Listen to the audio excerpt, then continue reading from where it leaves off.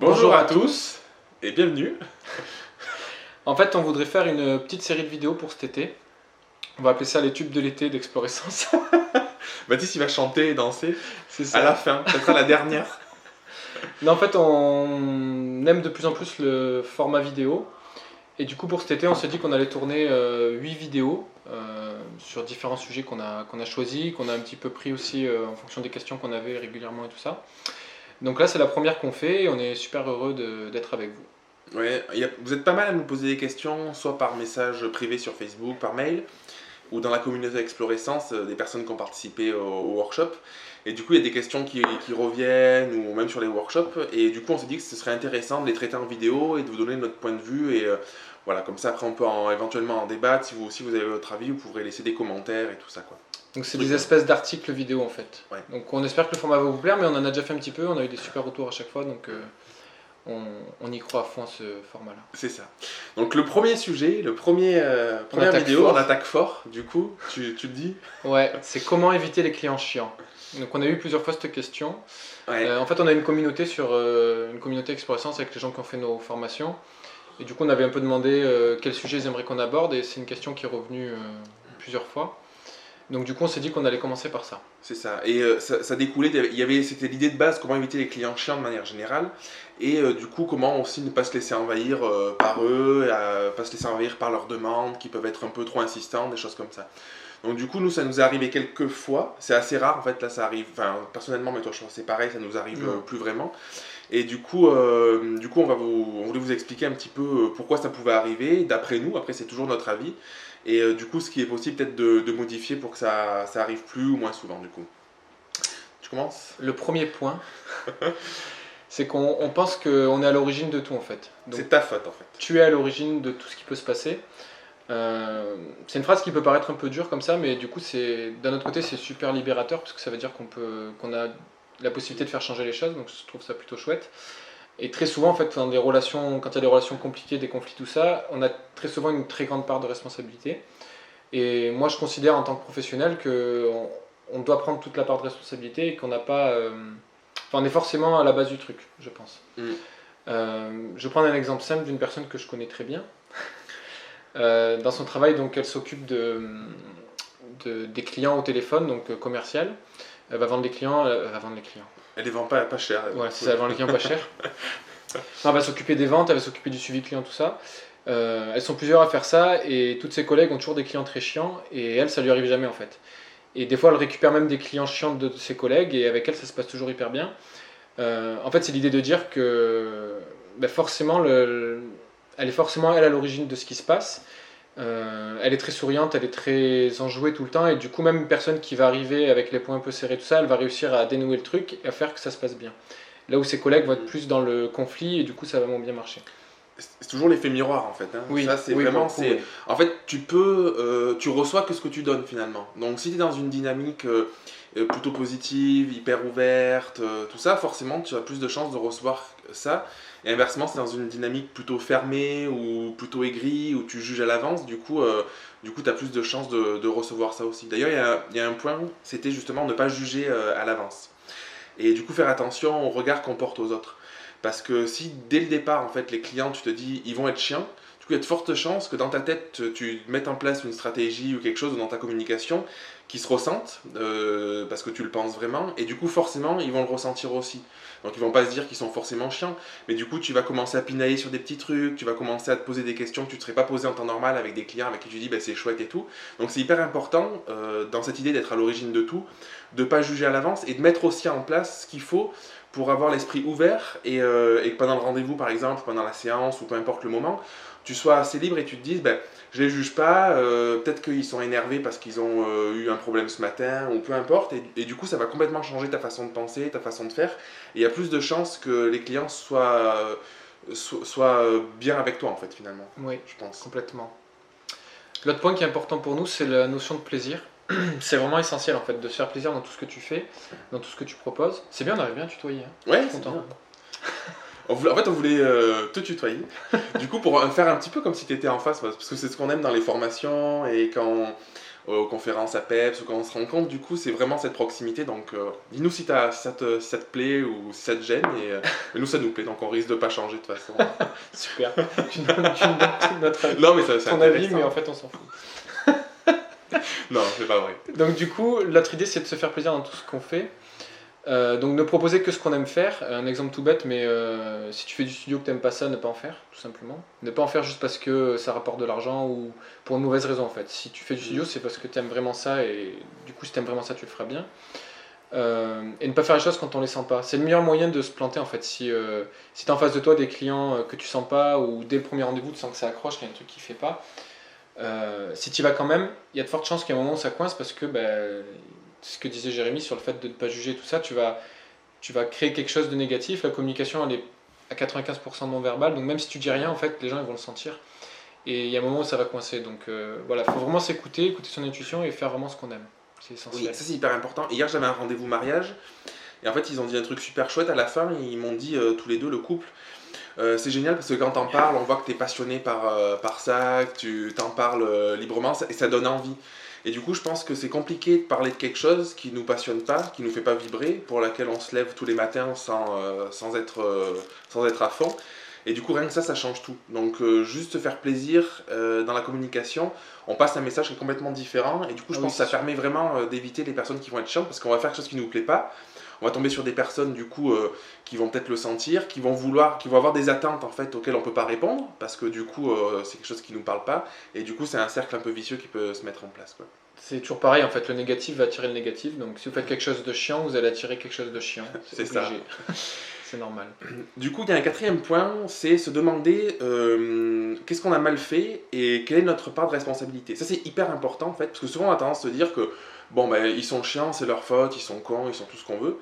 Et du coup, c'est bien que tu te poses la question de savoir qu'est-ce que toi t'as mal fait. Et peut-être même à l'extrême de te dire c'est ma responsabilité, c'est ma faute à 100%, et qu'est-ce que j'ai fait ou qu'est-ce que je n'ai pas fait et qui a produit cette situation. Ça veut pas dire que c'est ta faute à 100%, mais du coup, si tu te décharges en te disant c'est 50-50, ben forcément en fait, tu vas avoir un raisonnement où tu vas te dire qu'ils sont eux aussi en tort. Et c'est bien de se poser la question à 100%, qu'est-ce que j'aurais pu mieux faire. Moi, ça m'est arrivé un exemple tout bête. J'avais mal expliqué dans ma démarche en fait le déroulement de la séance avec la presta que ça comprenait et ce que ça comprenait après. Et du coup en fait il y avait un petit malentendu et après la séance en fait ils pensaient qu'ils allaient avoir toutes les photos. Et du coup je leur dis ben non il n'y a pas toutes les photos tout ça et ils m'ont dit on n'avait pas compris ça. Du coup j'aurais pu me dire putain c'est des connards, ils veulent m'arnaquer tout ça et j'ai eu l'effet complètement inverse où je me suis dit peut-être que c'est moi qui ai mal expliqué le truc. J'aurais pu aussi avoir l'effet complètement inverse de me dire c'est 100% ma faute, c'est ce que j'ai commencé à me dire. Et en fait, du coup, j'ai trouvé un entre-deux où je me suis dit ils ont peut-être pas compris, ils sont de bonne foi, moi je l'ai peut-être mal expliqué aussi, et du coup on a trouvé un compromis comme ça où je leur ai offert une partie des photos en partant du principe que ça venait de moi et qu'est-ce que j'avais mal fait. Si je m'étais dit dès le départ, putain, ils veulent m'arnaquer, ils veulent ci, ils veulent ça, du coup forcément ça aurait changé complètement la donne. Pas la désactiver. Si, je désactiverai après. Du coup, c'est bien, ça va faire le point suivant, ça fait une bonne liaison avec le point suivant.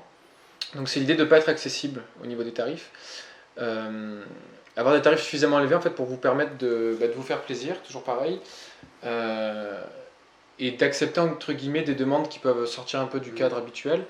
Moi, j'ai l'exemple d'une séance où ils m'ont pris la séance, ils m'ont pris un album, c'était une séance du coup à plus de 1000 euros. Et elle a été assez pointilleuse sur l'album, elle m'a fait changer pas mal de choses et tout ça. Mais du coup, c'est quelque chose que je fais avec plaisir. C'est pas quelque chose que je fais habituellement parce que la plupart des clients sont tout de suite contents avec ce qu'ils ont. Mais du coup, je l'ai fait avec plaisir à chaque fois. J'ai répondu à toutes les demandes, même si voilà, c'est un truc qui dépassait un peu ce que j'accepte de faire. Mais voilà, là, j'ai fait en étant super content de le faire. Et à la fin, elle était hyper contente. Elle m'a dit t'as été hyper serviable tout le long, hyper disponible. Et elle est hyper heureuse de l'album qu'elle a reçu. Mais si j'avais été à un prix bas, en fait, ça m'aurait vraiment fait chier parce que j'aurais l'impression de perdre mon temps, perdre mon argent et ça marche pas quoi. Donc du coup là, la séance était vendue à un prix qui me convenait et du coup je pouvais prendre du temps pour elle. Donc le prix c'est hyper important en ce sens-là. Ouais. Il y a un point qui est lié à ça aussi, c'est le fait d'arriver à bien expliquer sa démarche. Je pense que c'est hyper important. Ça rejoint le point précédent et le point d'avant sur le fait de notre responsabilité.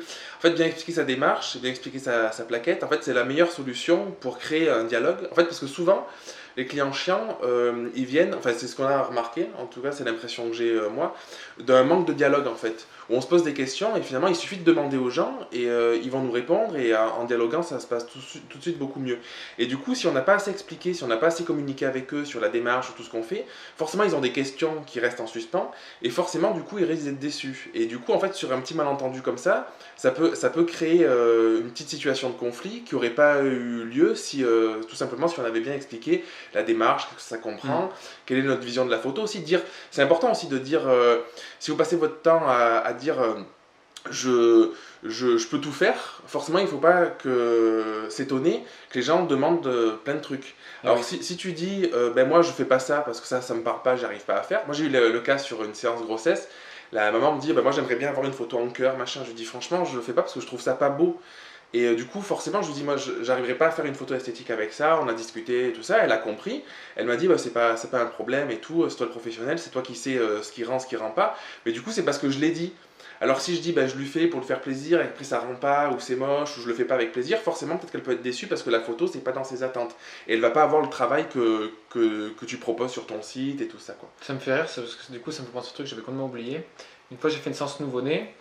Et en fait, ils avaient une photo de leur premier enfant que j'avais pas fait moi, où ils tenaient la tête du bébé dans la main comme ça. J'allais faire une blague, mais je la fais pas. À l'envers, comme ça, là. Et du coup, pour leur nouveau bébé, ils m'ont dit est-ce qu'on peut faire la même photo, comme ça on aura les deux et tout ça. Et dans ma tête, je me suis dit putain, mais c'est horrible ça, je veux vraiment pas quoi. Donc je l'ai quand même fait.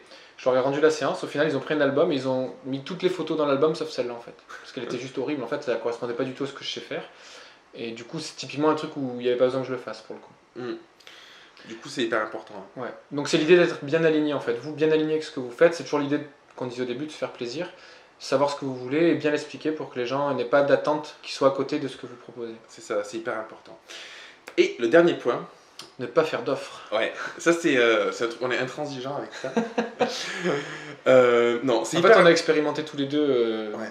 des situations où on a fait un prix et on a tous les deux dit plus jamais. En fait, le problème, on vous disait qu'il fallait donner de la valeur à ce qu'on fait, pas forcément paraître accessible pour que justement les gens aient en tête que la presta... En fait, c'est le principe qu'on donne la main, on nous prend le bras, quoi. Et du coup, faire une offre, du coup, forcément, c'est d'évaluer son travail. C'est dire, c'est 1000 euros à la base, non, mais je te le fais à 500. Forcément, en fait, la logique derrière, c'est les gens, ils disent, s'il peut me le faire à 500, c'est que ça vaut peut-être pas les 1000 euros. Donc forcément, ils vont rentrer dans une logique de se dire, je vais essayer de gratter, parce que du coup, là, j'ai réussi à gratter ça, donc je peux gratter ça, et ça devient dans un truc où tu demandes, et en espérant d'avoir. Et toi, t'es mal à l'aise, parce que déjà, t'as fait une offre que tu voulais peut-être pas forcément faire au début, c'est moins rentable, et ainsi de suite. Ouais, là, ça marche pas vraiment pas. C'est ça. Et du coup, c'est hyper important de ne pas faire d'offres. Ça ne veut pas dire de ne pas faire un geste, du coup, mais on pense tous les deux qu'il ne faut pas faire d'offres, au moins financières, dès le début, parce que ça dévalue le travail. Par contre, il y a plein d'autres moyens de faire des offres. Moi, j'ai un exemple, en fait, ça m'est arrivé l'année dernière sur un mariage, où j'ai fait une offre à la base pour le mariage. C'était les mariés, je crois, les plus chiants de l'histoire du mariage. Parce qu'en fait, ils me demandaient des millions de trucs, quoi. Parce que du coup, d'un petit quelque chose au début, voilà, ça part, et c'était ingérable. Et parce que j'ai peut-être pas su aussi mettre les limites, et du coup, de pas faire d'autres, ça permet de mettre les limites dès le départ, quoi. Ouais, complètement. J'ai eu pareil, moi, au tout début, quand je me suis lancé, c'est bien, c'était ma première presta reportage sur un baptême, où j'étais hyper cher, parce que j'avais proposé 400 euros la journée complète. Et elle m'a dit, c'est trop cher. Du coup, j'avais dit, bon, je te le fais à 300. Et en fait, c'était le pire truc que j'ai jamais fait. Elle a gratté plein de trucs. Après, elle me demandait de retoucher plein de photos. Moi, je disais non à chaque fois. Limite, elle a failli pas me payer. Enfin bon, c'était vraiment une presta pas bonne. Mais du coup, c'est bien parce que c'était hyper formateur. Et du coup, moi, à partir de là, j'ai vraiment bien ficelé mon contrat. Donc tout ça, c'est des trucs que j'ai expliqué dans le contrat. J'ai expliqué que je faisais pas de retouche après. Enfin voilà, du coup, ça m'a permis de me former. Donc c'est pas grave en fait d'avoir des clients chiants. Par contre, ce qu'il faut, c'est savoir s'en servir pour rebondir et que ça réarrive pas, quoi. C'est une expérience qui peut être très positive si on sait s'en servir. Mais en fait, si tu es clair avec ce que tu veux faire, il y a beaucoup moins de chances que ça arrive, en fait. Si tu es clair et que les prix sont suffisamment élevés pour que tu sois un vrai choix, je pense que ça arrive beaucoup moins aujourd'hui. Moi, ça m'arrive vraiment plus. Et du coup, juste pour finir avec le fait de ne pas faire d'offres, tu peux offrir des trucs, tu peux offrir des heures supplémentaires, par exemple en prestat, en mariage, choses comme ça. Mais du coup, ça va être considéré comme un cadeau qui a une forte valeur ajoutée en fait. Et enfin, en tout cas, quand on le fait tous les deux, les clients ils se disent bah, c'est chouette et en fait ils sont presque redevables de ça parce que c'est un cadeau que tu leur fais. Et c'est pas une réduction. Parce que la réduction financière, ils vont l'oublier et du coup, ça donne un mauvais exemple. Oui. Quoi. Donc, ça, c'est hyper important. Voilà. Ouais, donc si on récapitule, le premier point, tu es à l'origine de tout en fait. C'est toi le responsable ou la responsable de tout ce qui t'arrive. Donc c'est un peu violent, mais je pense que c'est bien de l'avoir en tête. Le deuxième point, du coup, c'est se faire plaisir. Il faut que tu te fasses plaisir dans tout ce que tu fais, c'est vraiment essentiel. Ouais. C'est hyper important que tu juges pas les personnes à l'avance, que tu ailles en rendez-vous en séance l'esprit le plus libre possible, parce que tu sais pas ce que les personnes ont pu vivre le matin ou une heure avant de venir. Le quatrième point, c'est savoir se remettre en question, donc se demander quelle part de responsabilité on a dans le conflit. Le cinquième point, c'est le fait de ne pas être hyper accessible. Ouais, c'est bien ce petit. Pas être forcément hyper accessible, dans le sens où il faut que ta presta ait une vraie valeur et que les personnes. Et que ce soit un vrai choix en fait, qu'ils te choisissent Ouais, c'est ça. vraiment pour ce que tu fais et pas pour ton prix en fait, c'est important. Le prix doit être secondaire. Le, je sais plus, sixième point. Sixième. Bien expliquer ta démarche, être hyper clair dans tout ce que tu proposes pour que les gens te choisissent vraiment sans avoir d'attentes qui sont à côté de ce que tu proposes, que les choses soient alignées. C'est ça. Et le dernier point, le septième point, ne fais pas d'offres, tout du moins ne fais pas d'offres dès le départ, d'offres de réduction, de choses comme ça, parce que tu vas commencer à rentrer à la tête des gens que le travail que tu vas produire, en fait, il vaut pas ce que tu annonces dès le départ. Et du coup, tu risques de rentrer dans un cercle un peu vicieux et avoir des clients hyper chauds. Complètement. C'est ça. Bon, ben merci d'être resté jusqu'à la fin. Merci beaucoup. Ouais, et puis à très très vite, à la semaine prochaine pour la vidéo suivante. À la semaine prochaine. Salut. Au revoir.